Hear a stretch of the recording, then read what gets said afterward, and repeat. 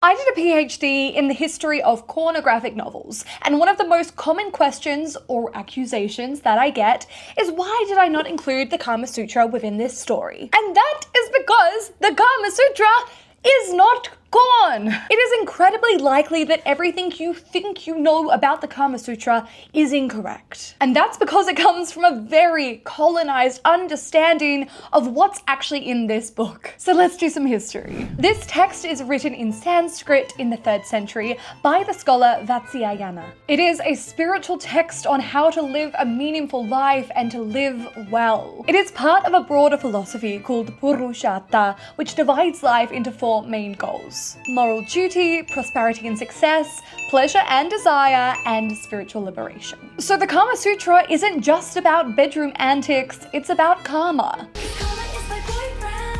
The art of living with pleasure, whether through relationships, music, food, and yes, intimacy. The original Kama Sutra covers so much more than you would expect. It has chapters on flirting, courtship, emotional connection, personal grooming, and even interior design. Vatsyayana is like the original lifestyle guru. And yes, it does go into detail about different bedroom acts and the art of foreplay. And it gives us insight, for instance, in how toys were incorporated into the bedroom. But how does this become the only thing that the Kama Sutra is known for? Well, shock and horror, the British happen. The British colonize India, and in the process, they take a considerable amount of their arts and works back to Britain. Now, in 18th century England, the pornographic novel is born as a genre, which is where my research on the birth of the smut novel comes into the picture. By the 19th century, we don't just see a rise in popularity of smut novels, but we also see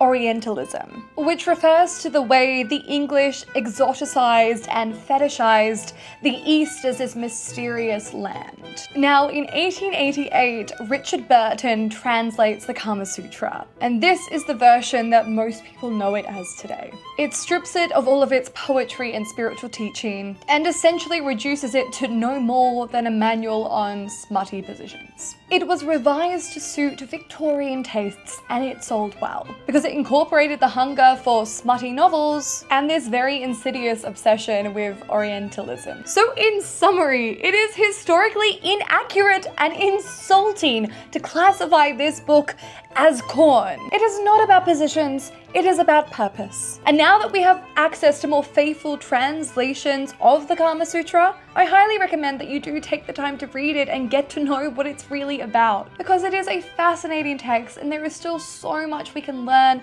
from ancient teachings on spirituality.